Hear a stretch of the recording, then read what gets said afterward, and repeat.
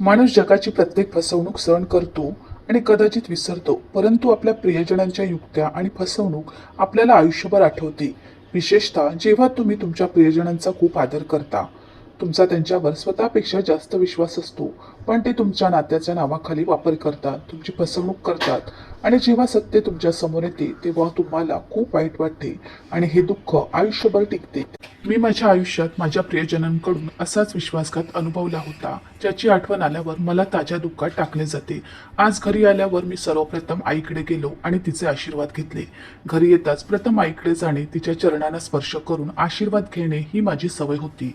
माझ्या आईने माझ्यावर खूप प्रेम केले आणि मला तिच्याजवळ बसवले आणि ती माझी तब्येत विचारू लागली. बोलता बोलता ती मला सल्ला देऊ लागली, जी ती रोज देते. ती म्हणाली, तुझ्या पत्नीला त्रास देऊ नकोस, तिच्यावर जबरदस्ती करण्याचा प्रयत्न करू नकोस. बेटा, ती अजूनही निरागस आणि तरुण आहे. तिला हे नाते समजून घेण्यासाठी थोडा वेळ हवा आहे. बाकी तुला समजलंय मला काय म्हणायचंय ते. बघ, ती अजून खूप लहान आहे. या नात्याचे दुःख तिला सहन होत नसेल. आईचे बोलणे ऐकून माझे डोळे पाणावले. आता रोजच्या रोज आईकडून या गोष्टी ऐकून मला लाज वाटायची. मी तरुण होतो, मला सर्व काही समजले. मला माहित नाही माझ्या आईला माझ्याकडून काय अपेक्षा आहे. तिला काय हवे होते माहित नाही. मला आजपर्यंत समजले नाही. तिने आधीच माझे एका लहान मुलीशी लग्न लावून दिले. आमचं लग्न झाल्यापासून माझी आई रोज माझ्याकडे एकच सल्ला घेऊन बसायची, बायकोशी जवळीक साधू नकोस, तिच्याशी संबंध ठेवू नकोस, तिला थोडा वेळ दे, ती पूर्ण तरुण झाल्यावर तिला वैवाहिक नात्यात बांध, तिच्याशी नातं टिकवण्यासाठी ती अजून खूप लहान आहे. मला माझ्या आईचे हे शब्द खूप विचित्र वाटले. ज्यांच्या मुलीशी माझे लग्न झाले होते त्यांच्या कुटुंबियांनीही तिला निरोप दिला होता. माझ्या आईला तिच्यामध्ये एवढा निरागसपणा काय दिसला की जणू ती काही वर्षाचीच आहे. नेहमीप्रमाणे मी मान खाली घालून बसलो आणि काही वेळाने मी माझ्या खोलीत आलो. तेव्हा माझी पत्नी डोके टेकून खोलीबाहेर गेली. मला चिडचिड होऊ लागली होती.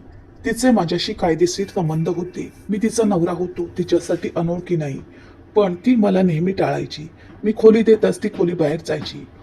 परंतु इतकी तरुण नाही की तिला विवाहित नातेसंबंध सुरू करण्यासाठी वेळ हवा असल्यास ती माझ्यासोबत बसू शकत नाही आणि संभाषण करू शकत नाही. म्हणून मी तिला ते द्यायला तयार होतो, पण ती माझ्याशी बोलायची नाही. माझी पत्नी, जिचे नाव सुनैना होती, ती 17 वर्षाची होती आणि मी 26 वर्षाचा होतो.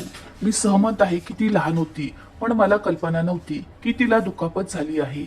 माझी पत्नी असूनही तिने स्वतःला माझ्यापासून लपून ठेवले. मला आईचा राग यायला लागला. हे सर्व माझ्या आईमुळे घडले. तिच्या रोजच्या वारंवार होणाऱ्या उपदेशांमुळे माझ्या बायकोचे मनही बिघडले होते आणि आईच्या सल्ल्याने तिने स्वतःला नेहमी माझ्यापासून लपून ठेवले होते. कधी कधी मला वाटतं की बाकी सुनैना ही खूप निरागस मुलगी आहे, जिला ह्या गोष्टी माहीत नाहीत. मी बळजबरीने तिला त्रास देण्याचा प्रयत्नही केला नाही. ती पण मला खूप घाबरत होती. ती माझी पत्नी असली तरी तिच्यावर माझा हक्क होता. आम्ही रात्री एकाच खोलीत झोपायचो आणि माझ्या बायकोला एवढ्या जवळ पाहून कधी कधी मला रात्री झोप येत नव्हती. पण आईच्या शक्तीने मी मजबूर होतो. मी तिला स्पर्शही करू शकत नव्हतो. माझ्या आईच्या सल्ल्यानुसार पत्नीला 18 वर्षाची होईपर्यंत आणखी 1 वर्ष द्या आणि नंतर तिच्याशी संबंध ठेवू शकतोस.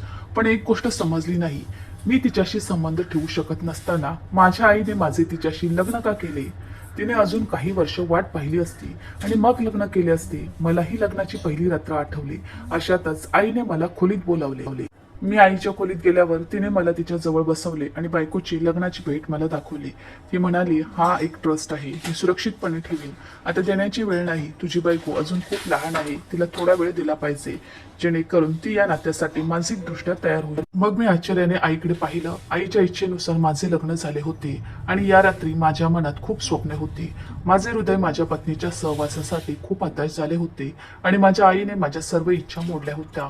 नशिबाने माझ्या चेहऱ्यावरची काळजी पाहून आई मला काळजी करू नकोस असे सांगू लागली. फक्त काही काळासाठी. तिला हे नाते कधी समजते ही बाब आहे, पण तिच्याशी आताच काही नातं ठेवू नकोस. काही वाईट झालं तर जगाला काय दाखवणार? मला माझ्या आईबद्दल बोलायचे आहे, पण आश्चर्य वाटले होते. आपल्या तरुण मुलाचे लग्न झाल्यावर ती किती विचित्र गोष्टी सांगत होती. मी तरुण होतो, मलाही भावना होत्या. मी स्वतःवर नियंत्रण कसे ठेवणार? मी नाराजीने माझ्या आईकडे बघितले की जर माझी बायको अजून लहान होती आणि ती या नात्यासाठी मानसिक आणि शारीरिक दृष्ट्या तयार नव्हती, तर मग अशा मुलीचा समावेश माझ्या आयुष्यात का झाला? मुलींचा संसार संपला होता का? मला राग आला होता. मी लग्नाच्या वयाचा होतो. बायको मोठी होऊन तिला वेळ देण्याची वाट पाहणारा भोळा माणूस नव्हतो. आईने माझ्याकडे पाहिलं आणि म्हणाली, माझी मजबुरी होती, लग्न घाईतच करायचं होतं. मुलगी खूप गोड आणि निरागस आहे, पण ती अनाथ आहे. तिच्या भावांना लवकरात लवकर त्यांचा जीव वाचवायचा होता. तिच्यासाठी एक विवाहित वृद्ध माणूस नातेसंबंध शोधत होता. मग तिच्या भावाने तिचे नशीब उद्ध्वस्त केले असते.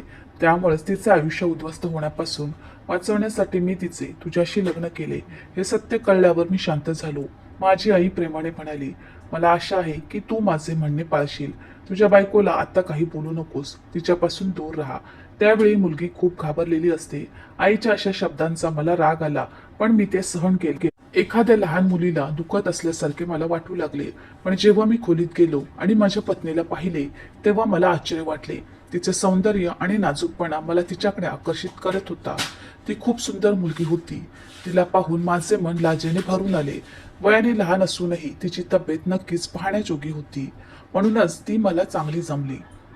माझ्या आईच्या बोलण्यावर मी जेमतेम नियंत्रण ठेवले होते, नाहीतर सुनैनाचा हुस्न मला वेळ लावत होता. मी तिच्या जवळ बसलो.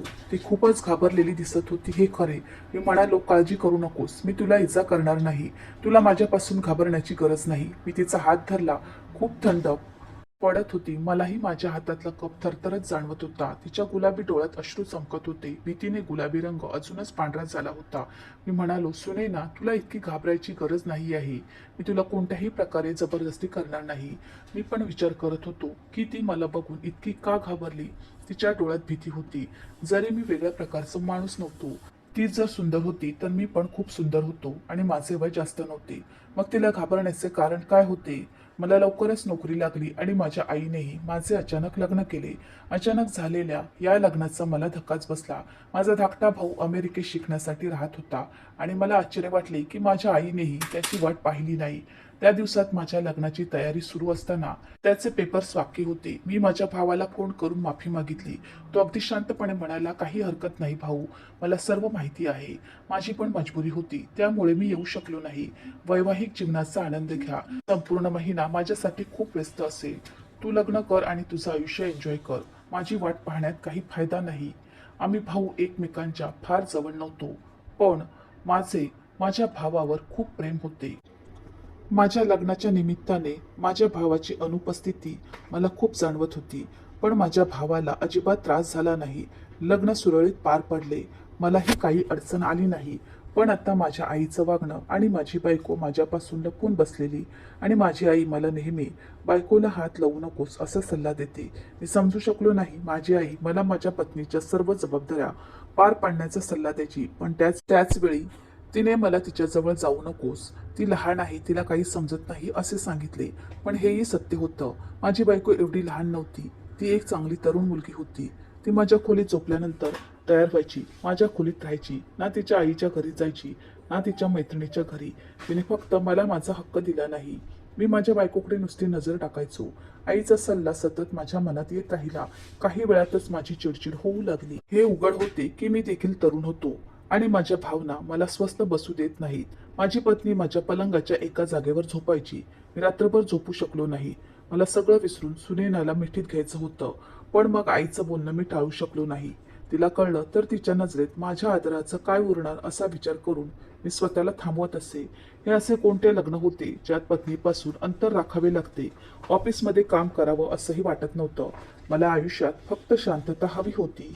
माझी इच्छा आहे की मी थकून घरी आल्यावर माझ्या पत्नीने हसत मुखाने माझे स्वागत करावे. रात्री जेव्हा मी थकून झोपायला जातो तेव्हा माझा सगळा थकवा तिच्या मिठीत विसरून जावे असे वाटते. ती जेव्हा तयार होते तेव्हा मी तिची स्तुती करावी. तिला मी गजरी बांगड्या आणायच्या. पण इथे आमच्यात असं काही नातं नव्हतं. मी चुकूनही माझ्या बायकोसाठी भेटवस्तू आणली किंवा तिची स्तुती केली तरी ती घाबरून जायची, जणू मी मोठा गुन्हा केला आहे. तिच्या सुंदर चेहऱ्यावर भीती पसरली होती आणि ती लगेच माझ्यापासून दूर पळत होती. मला या सगळ्यांचं वाईट वाटलं. कंटाळलेल्या आणि पराभूत होऊन मी सुनैनाला स्वतःकडे सोडले, पण इच्छा असूनही मी तिच्याकडे दुर्लक्ष करू शकलो नाही. आम्ही एकाच खोलीत राहायचो, एकाच बेडवर झोपायचो.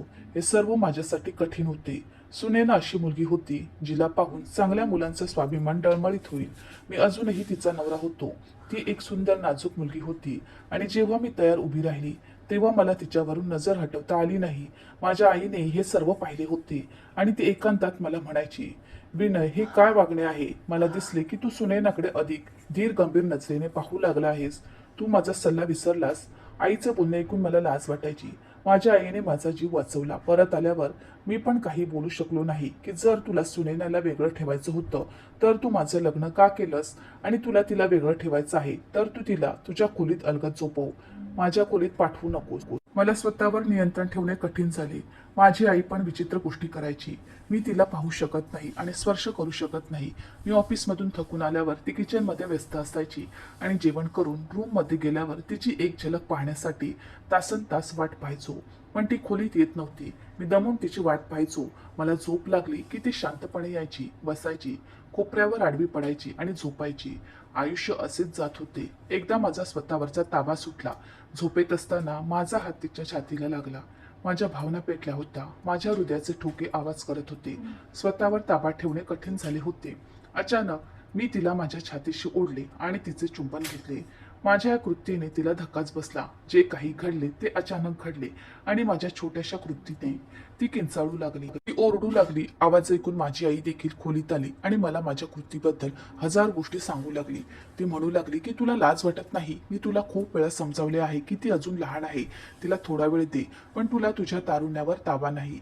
यावेळी मलाही राग आला. मी म्हणालो, आई, जर तुला माझी आणि सुनैनाची भेट करून द्यायची नव्हती तर तू माझे लग्न का केलेस? माझ्या पत्नीच्या जवळ असणे ही एक नैसर्गिक इच्छा आहे जी माझ्यातही जागृत होते. मी काहीही चूक केलेली नाही. पती पत्नीमधील अशा प्रकारची ढवळाढवळ चुकीची आहे हे माझ्या आईला माहीत नव्हते. त्या गोष्टींचा मला राग यायला लागला. पण इच्छा असूनही मी आईला उत्तर देऊ शकलो नाही. पण आज माझा संयम सुटला होता. मी रागाने टेरेसवर गेलो. त्या रात्री माझी आई माझ्या खोलीत सुनैनाच्या शेजारी झोपली. सुनैना रडत होती आणि तिने तिला शांत करण्याचा प्रयत्न केला. मी छतावर गेलो होतो. माझ्या आईमुळे मी माझ्या पत्नीकडून माझे हक्क घेऊ शकलो नाही किंवा सुनैनाला तिला पाहिजे ते प्रेम देऊ शकलो नाही. त्याचा प्रयत्न केला तर ती ओरडू लागायची. सुनैनाचा काय प्रॉब्लेम होता माहित नाही. आजपर्यंत ती माझ्याशी बोललीही नव्हती की मी तिच्या आतली भीती बाहेर काढू शकेन. असाच वेळ जात होता आणि दिवसेदिवस माझी पत्नी सुनैना अधिक सुंदर होत होती. सुनैनाची माझ्या बहिणीशी चांगली मैत्री झाली होती. त्या इकडून तिकडे फिरत होत्या, हसत हसत रंगीबेरंगी वस्त्रे परिधान करत होत्या आणि माझे मन तिला पाहण्यासाठी तळमळू लागले होते. पण तिला माझे अजिबात भान नव्हते. कालांतराने तिची माझ्याबद्दलची भीती संपली होती, पण आता ती माझ्याबद्दल बेफिकीर राहायला लागली होती. तिलाही आता कळून चुकले होते की माझी आई आपल्याला संबंध ठेवण्यासाठी रोखत होती. मला तिच्या जवळ जाऊ देणार नाही. माझ्या आईच्या स्थितीवर माझा विश्वासच बसत नव्हता. एकदा तिने मला झोपल्याचे ऐकले. ती खोलीत आली आणि झोपायला बेडवर पडली. त्याच क्षणी मी लाईट ऑन केली. मला जाग आल्याचे पाहून ती घाबरून उठली. मी सुनैनाला म्हणालो की मला तुझ्याशी काही महत्वाचे बोलायचे आहे. पण ती म्हणाली की मला तुझ्याशी काही बोलायचे नाही, प्लीज झोप. मला पण झोपायचे आहे. मी तुला सांगितले, पण मला झोप येत नाही. आमच्या लग्नाला खूप दिवस झाले आहेत आणि मी तुझ्याशी 2 मिनिटे नीट बोलू शकलो नाही. ठीक आहे, आम्ही आता विवाहित नातेसंबंध सुरू करणार नाही, परंतु किमान आपण बोलू शकतो. तू माझ्याशी मैत्री करू शकतेस ना? मी काय बोललो ते तिने माझ्याकडे पाहिले. तिच्या डोळ्यात आता भीती नव्हती, पण आश्चर्य नक्कीच होतं. मी तिच्या थोडे जवळ गेल्यावर ती माझ्यापासून दूर जाऊन बसली. मी म्हणालो, ऐक, तू मला एवढी का घाबरतेस? माझ्या या मुद्द्यावर ती काहीच बोलली नाही. ती म्हणू लागली, प्लीज माझ्यापासून दूर राहा, माझ्या जवळ येऊ नकोस. मी म्हणालो, पण कारण काय? तुझे मन माझ्या सहवासासाठी तळमळत नाही का? माझ्या माहितीप्रमाणे मुले जोडीदाराच्या सहवासासाठी हतबल राहतात. तितक्याच मुलींनाही आपल्या जोडीदाराच्या खुशीत झोपण्याची इच्छा असते. तुझी इच्छा नाही का? माझ्याकडून अशा गोष्टी ऐकून ती शरमेने लाल झाली. तिचे गाल गुलाबी होऊ लागले आणि तिने पटकन खाली पाहिले. संधी योग्य आहे असे समजून मी तिचा हात धरला. मी सुनैनाला म्हणालो, माझ्यावर विश्वास ठेव, मी तुला कोणत्याही प्रकारे दुखावणार नाही. हळूहळू मी तिच्या जवळ जाऊ लागलो. माझी संगत मिळाल्यावर ती पण वितळू लागली. पण माझा खोडसाळपणा आणखी पुढे जाण्याआधीच माझ्या दारावर जोरात थाप पडली. माझा रंग खराब करणारी माझ्या आईशिवाय दुसरी कोणी नसेल हे मला माहीत होतं. मी दार उघडले तर माझी आई दारात उभी होती. तिच्या चेहऱ्यावर राग होता. ती म्हणाली, तुझ्या रूमची लाईट अजून का लागली आहे आणि तू अजून झोपला नाहीस? आणि तुझ्या रूममधून बोलण्याचे आवाजही येत होते, म्हणून मी तुझ्या रूमचा दरवाजा ठोठावला. मग त्यानंतर ती सुनैनाला म्हणाली, सुनैना, तू पण जागी आहेस आणि तुम्ही दोघे एकमेकांशी काय बोलत होतात? मी म्हणालो, आई, मी तुझा सल्ला विसरलो नाही, पण तू रात्री अशा माझ्या खोलीत यायला नको होतीस. पण आईने मला रागाने ठोमणे मारले. ती म्हणाली, तू गप्प बस. मग ती सुनैना जवळ आली आणि म्हणाली, शांतपणे तुझी उशी उचलून सोप्यावर जाऊन झोप आणि तुम्हा दोघांनी एकमेकांच्या जवळ न येण्याचा माझा सल्ला लक्षात ठेवा. जर मी असे काही ऐकले तर माझ्यापेक्षा वाईट कोणीही नसेल. असे बोलून ती खोलीतून निघून गेली आणि सुनेना तिची उशी उचलून सोप्यावर पडली. मी जड अंतकरणाने तिथे बसलो. शेवटी माझ्या आईला काय त्रास झाला मी समजू शकलो नाही. आता माझ्या आईने मला सुनैना सोबत बाहेर जाण्यास बंदी घातली होती. ती म्हणाली, सुनैना खूप लहान आहे आणि तू इतका देखणा तरुण आहेस. एवढ्या तरुण आणि धडधाकट मुलाचे लग्न इतक्या लहान मुलीशी करण्याबाबत लोक बोलतील. लोकांनी मला गोष्टी सांगाव्यात असं मला वाटत नाही. त्यामुळे सुनैना सोबत कुठेही बाहेर जाऊ नकोस. आणि आईचं म्हणणं ऐकून सुनैनाही आईशी सहमत होऊ लागली. ती पण जिद्दी असायची आणि माझ्यासोबत कुठेही यायची नाही. आता तर माझे मित्रही माझी चेष्टा करू लागले की तू तुझ्या बायकोच्या तालावर नाचायला लागला आहेस. तिला आपल्यासोबत फिरायला घेऊन जाण्याची हिंमतही करू नकोस. एके दिवशी मला राग आला आणि सुनैनाला म्हणालो, आज तू तयार हो, मी तुला माझ्या मित्राच्या घरी घेऊन जातो. माझा मित्र बऱ्याच दिवसापासून आम्हाला त्याच्या घरी पार्टीसाठी आमंत्रित करत आहे. आज मी कोणाचीही सबब ऐकणार नाही. तिला सांगितल्यावर मी स्वतः आंघोळीला गेलो. पण परत आलो तेव्हा ती खोलीतून गायब होती. मी रागाने बाहेर आलो तेव्हा सुनैना माझ्या आईसोबत दुसऱ्या खोलीत होती. ती अस्वस्थ होऊन बसली होती आणि आई रागात अनेक गोष्टी सांगत होती. मी समोर गेल्यावर आईने मला हाक मारली आणि रागाने टक लावून म्हणाली, मी तुला किती वेळा समजावले, सुनैनावर अशी जबरदस्ती करण्याचा प्रयत्न करू नकोस. ती अजूनही निरागस बालक आहे. याप्रमाणे अनोळखी लोकांच्या घरी एकटी गेल्याने तिला काळजी वाटेल. आता मला सुनैनाचा राग यायला लागला होता. आईला सांगण्याच्या संदर्भात मी म्हणालो, ऐक, तू पण धन्य आहेस. आईला हे सगळं सांगायची काय गरज होती? तू शांतपणे माझ्यासोबत आली असतीस. आईला कधीच कळलं नसतं मी जे बोललो. ते ऐकून आईने माझ्याकडे रागाने पाहिले तर सुनैना घाबरली. पण यावेळी आईच्या रागाची पर्वा न करता मी म्हणालो, आई, सुनैना माझी पत्नी आहे आणि मी तिला एकटी सोडणार नाही. मला त्याच्यासोबत कोणतीही अडचण येणार नाही आणि माझ्यासोबत जाऊन तिलाही कोणत्याही अडचणी येणार नाहीत. अमित माझा खूप चांगला मित्र आहे आणि मी त्याला नकार देऊ शकत नाही. माझा राग समजून आई थोडीशी नरमली आणि प्रेमाने म्हणाली, बेटा तू हुशार आहेस, समजून घेण्याचा प्रयत्न कर. माझ्या मजबुरीतून मी सुनैनाचे तुझ्याशी लग्न केले, पण तुला बायको आहे हे तू काही काळ विसरून जावं असं मला वाटतं. वेळेवर धीर धरू शकत नाही ही काही मोठी गोष्ट नाही. मी आईकडे पाहिलं, तिच्या बोलण्यावर थक्कच झालो. माझी आई तिच्या मुलाचं स्वतः लग्न करत होती आणि त्याला स्वतःला बॅचलर समजण्यास सांगत होती. मी खूप निराश झालो. मी कुटुंबातील पहिला मोठा मुलगा होतो. माझ्या आईने मला नेहमी इतर मुलांच्या मागे ठेवले आणि माझ्या सर्व गोष्टी माझ्या लहान बहीण आणि भावांना दिल्या. मला इतकं कधीच वाईट वाटलं नव्हतं. मी माझ्या आईचा खूप आदर केला. माझ्या बहिणी आणि भावांमध्ये मी माझ्या आईचे सर्वात जास्त ऐकायचो. मी त्यांचा आदर केला, पण माझ्याकडे लक्ष आणि प्रेम देण्याऐवजी माझी आई इतर मुलांचे लाड करू लागली. लग्नाआधी मला या गोष्टी कळत नव्हत्या आणि अनेकदा असाच विचार करायचो, कदाचित माझ्या आईचा स्वभाव असा असेल आणि मी मोठा आहे त्यामुळे मी या गोष्टीचा विचार करू नये. पण लग्नानंतर माझ्या आईचे माझ्याबद्दलचे वागणे बदलू लागले. यावेळीही मी निराशेने माझ्या आईला सांगू लागलो की मी कोणतीही हतबलता दाखवली नाही. मी माझ्या पत्नीला वेळ देत आहे आणि तिला समजून घेण्याचा प्रयत्न करत आहे आणि जितकी ती माझ्यासोबत राहील तर तिची भीतीही बरोबरीची होईल. ती पण माझ्यासोबत खुलणार. जर आपण भेटलो तर ती आपल्या वैवाहिक नात्याची चांगली सुरुवात होईल आणि मी तिला विसरू शकेन असे मी मानू शकतो. पण माझे लग्न झाले आहे हे माझे मित्र विसरले नाहीत. त्याने मला सुनैनाला त्याच्या घरी मेजवानीसाठी आमंत्रित केले आहे. मी वारंवार नकार देऊन कंटाळलो आहे आणि अमित माझा खूप चांगला मित्र आहे आणि आता अमितला माझा राग यायला लागला आहे. त्याला वाटतं की मी मुद्दाम सुनैनाला त्याच्या घरी घेऊन जाऊ इच्छित नाही. मी तिला त्याच्या घरी घेऊन गेलो तर काय अडचण आहे? मी तिचा नवरा आहे. मी तिला इजा करणार नाही आणि तिला माझ्यापासून काय धोका होऊ शकतो? मला आश्चर्य वाटले की माझी आई एवढ्या छोट्या गोष्टीवर का बडबड करते. सुरुवातीला मला असेही वाटले की माझ्या लहान वयामुळे आईने सावधगिरीचा सल्ला दिला आहे. पण आता आईच्या अशा शब्दांनी मला धक्का बसू लागला. मी रागाने माझ्या खोलीत गेलो. मला खूप वाईट वाटत होतं. मी माझ्या वडिलांना अगदी लहान वयात गमावले, पण आमच्या कुटुंबाची जमीन आणि मालमत्ता असल्याने आम्ही कधीच अडचणीत नव्हतो. मी माझ्या वडिलांचा सर्वात लाडका मुलगा होतो, पण माझ्या वडिलांच्या मृत्यूनंतर मी एकटा पडलो. माझे वडील वारले तेव्हा मी फक्त 6-7 वर्षाचा होतो. मला नेहमी वाटायचं की माझ्या आईला इतर बहिणी आणि भावावर जास्त प्रेम आहे आणि जेव्हा मी तक्रार करायचो तेव्हा ती मला सांगायची की तू मोठा आहेस, तुझी भावंड लहान आहेत आणि वडिलांची अनुपस्थिती जास्त जाणवणं. मी रडत रडत गप्प व्हायचो आणि माझी आई माझ्या लहान बहीण भावांमध्ये व्यस्त राहायची. पण जसजसा मी मोठा होत गेलो तसतसे मला स्पष्टपणे जाणवू लागले की माझ्या आईने माझ्याकडे जाणीवपूर्वक दुर्लक्ष केले आणि माझ्या लहान बहीण आणि भावांकडे खूप लक्ष दिले. लहानपणी मलाही थोडासा रंग गडद होता, कारण माझ्या वडिलांचा रंग गडद होता, पण माझी आई गोरी होती. मी जसजसा मोठा होत गेलो तसतशी माझी तब्येत आणि रंगही सुधारत गेला. मी एक अतिशय देखणा तरुण म्हणून मोठा झालो. मी पूर्णपणे माझ्या वडिलांवर गेलो. माझे बाकीचे भाऊ आणि बहिणी माझ्या आईसारखे काळ्या रंगाचे नसून माझ्या आईसारखे गोरे होते. जरी मला कोणी पाहिले तरी कोणीही मला कमी सुंदर म्हणू शकत नाही. परंतु माझ्या बहीण आणि भावासमोर माझा रंग थोडा गडद दिसत होता आणि या न्यूनगंडामुळे मी स्वतःला माझ्या कवचात बंद करून एकांतात जगू लागलो. माझे माझ्या बहिणी आणि भावांपेक्षा कोणाशीही जमले नाही. मला वाटू लागले की माझ्या आईला सुद्धा मी आवडत नाही. मी भारतात राहिलो आणि शिकलो तर माझ्या धाकट्या भावाला माझ्या आईने लहान वयात अमेरिकेत शिकवायला पाठवले होते. त्यावेळीही माझ्यावर अन्याय झाला, पण आईने मला प्रेमाने समजावून सांगितले की तू मोठा आहेस आणि घराला तुझी गरज आहे. तुझ्या बहिणी लहान आहेत. घरात एक पुरुष असणे आवश्यक आहे. तू लहान आहे, त्याच्यावर कोणतीही जबाबदारी नाही म्हणून बाहेर पाठवले आहे. मीही मोठा आहे आणि माझी खरी गरज आहे. या विचाराने गप्प बसलो. पण आईची वृत्ती दिवसेदिवस खराब होत गेली. लग्नानंतर आई विचित्र गोष्टी करू लागली. मलाही सुनैनाचा राग यायचा. मी तिचा नवरा होतो, माझ्यामुळे ती आमच्या घरी होती, पण ती नेहमी माझ्या आईच्या खुशीत बिझी असायची.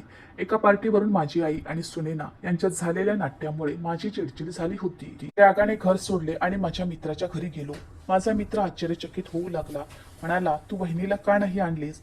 या दृष्टीने आम्ही सर्व तयारी केली होती. मला लाज वाटत होती. मी त्याला सांगितले की सुनैनाची तब्येत बरी नाही म्हणून मी एकटाच आलो.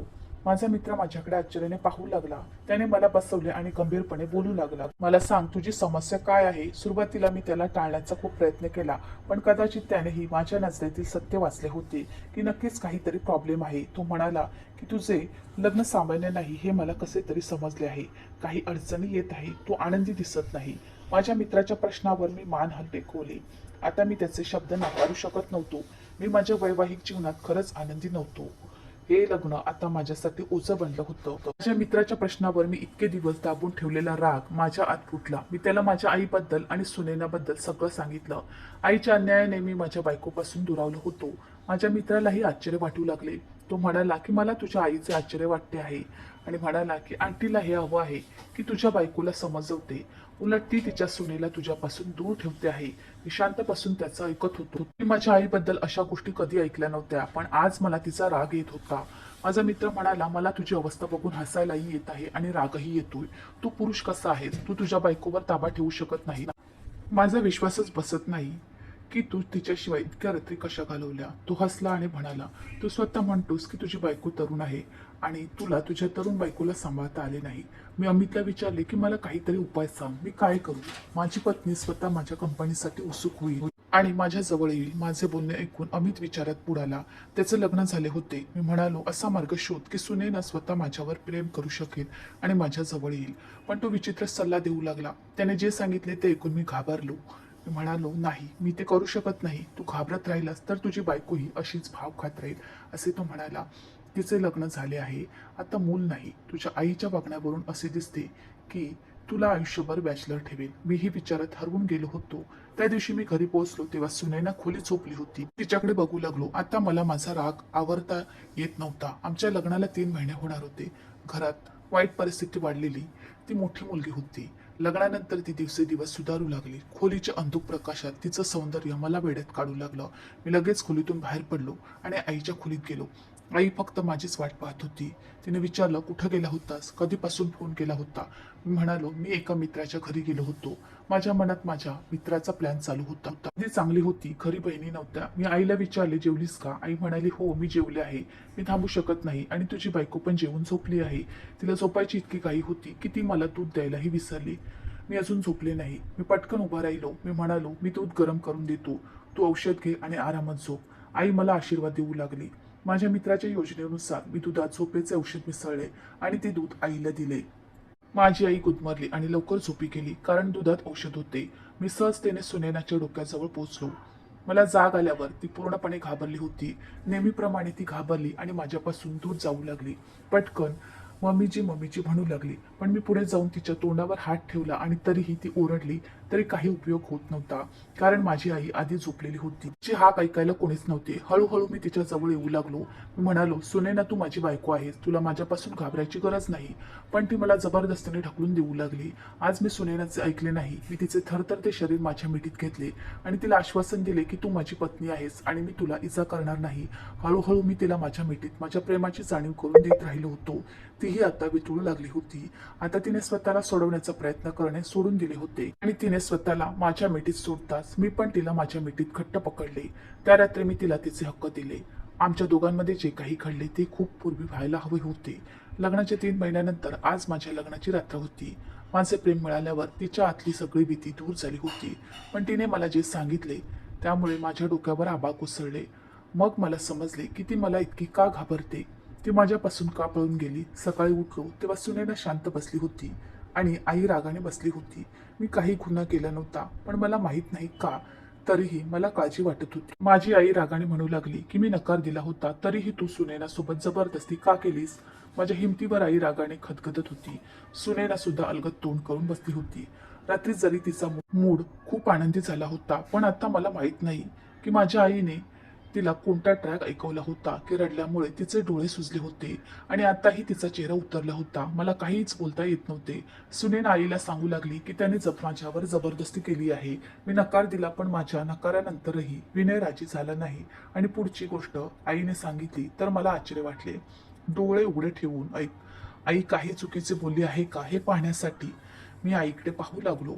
ती म्हणाली, मी तुला आता सांगते की तू सुनैनाला आत्ता घटस्फोट दे, कारण तू या मुलीच्या लायक नाहीस. मी दगडासारखा झालो होतो आणि पहिल्यांदा हे ऐकून सुनैना सुद्धा घाबरली. ती आईकडे आश्चर्याने पाहू लागली. मी म्हणालो, आई मला लाज वाटते. सुनैनाच्या संमतीशिवाय मी हे करायला नको होते, पण माझ्यावर विश्वास ठेव. सुनैनाही माझ्यावर खुश होती. मी तिला कोणताही त्रास दिला नाही आणि हा आमच्या नात्याचा हक्क आहे. मी काही चुकीचे केले नाही. मग सुनैनाला घटस्फोट कसा देऊ. पण आई तिच्या म्हणण्यावर ठाम राहिली. ती म्हणाली, तू तिला घटस्फोट दे. मी तुझ्या वयाच्या दुसऱ्या मुलीशी तुझं लग्न करून देईन. तिला सोडून दे.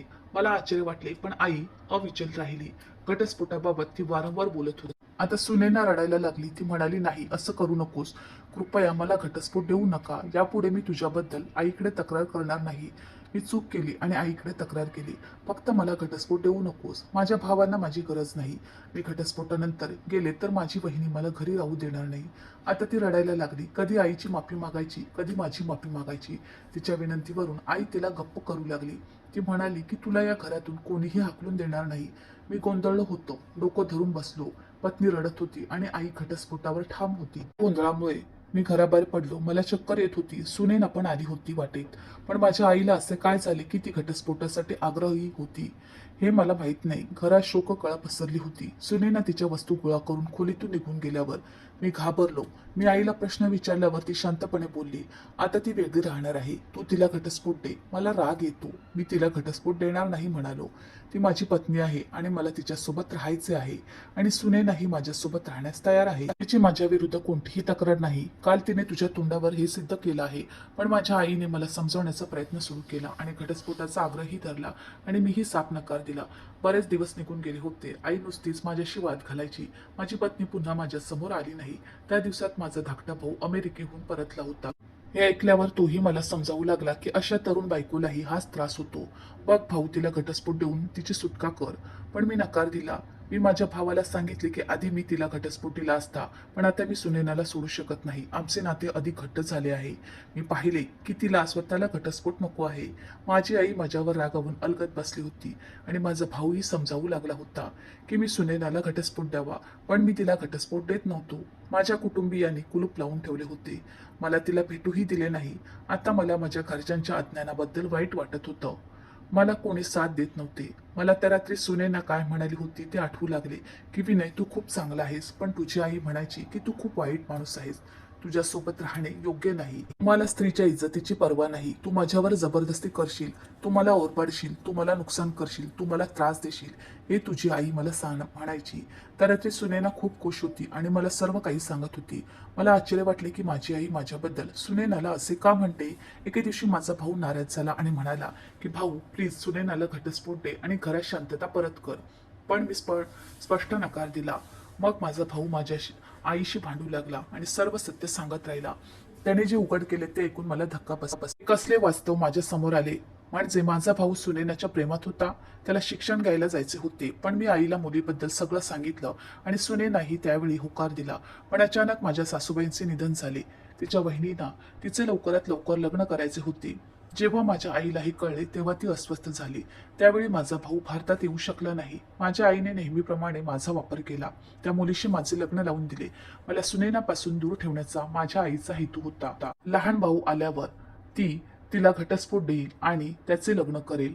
हे सत्य कळल्यावर मी दगड झालो. कोणतीही आई आपल्या मुलाशी असे कसे करू शकते. एका मुलासाठी माझ्या आईने दुसरा मुलगा वापरला. मी खेदाने आईला विचारले की तू असे का केलेस, आणि त्यानंतर माझी आई जे बोलली ते माझ्यासाठी मोठा धक्का होता. आई म्हणाली, तू माझा मुलगा नाहीस, तू माझ्या नवऱ्याच्या पहिल्या बायकोचा मुलगा आहेस.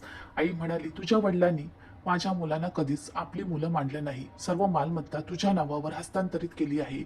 मी तुझ्यावर प्रेम कसे करू. फक्त मला माझ्या मुलांचे हक्क पूर्ण करायचे होते.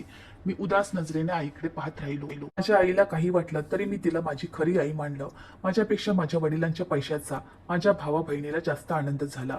मी माझ्या आईसोबत एक मिनिटही राहिलो नाही. मी शांतपणे उठून खोलीत गेलो आणि त्या गर्जना करणाऱ्या लोकांचे प्रेम मी माझ्या हृदयातून फाडून फेकून दिले होते. मी सुनैनाकडे गेलो आणि तिला विचारले, सुनैना, मला सांग, तुला माझ्यासोबत राहायचे आहे की माझ्या भावासोबत. तू म्हणालीस तर मी तुला घटस्फोट देईन. सुनैना म्हणाली, मला तुझ्यासोबत राहायचे आहे. ती एक निरागस मुलगी होती. तिला फक्त आसरा हवा होता. कठीण प्रसंगी तिला आश्रय देणारा माणूस. तिच्यासोबत आयुष्य घालवायचं होतं. पूर्वी ती माझ्या आईच्या बोलण्याकडे आकर्षित व्हायची आणि घाबरायची, कारण माझ्या आई सुनैनाच्या मनात माझा नकाशा खूप चुकीचा काढला होता. सुनैनासोबत मी वेगळ्या घरात शिफ्ट झालो. मी अजूनही माझ्या भावा बहिणीचा खर्च पाठवतो, पण प्रयत्न करून मी त्यांच्यासाठी माझे मन बदलू शकलो नाही.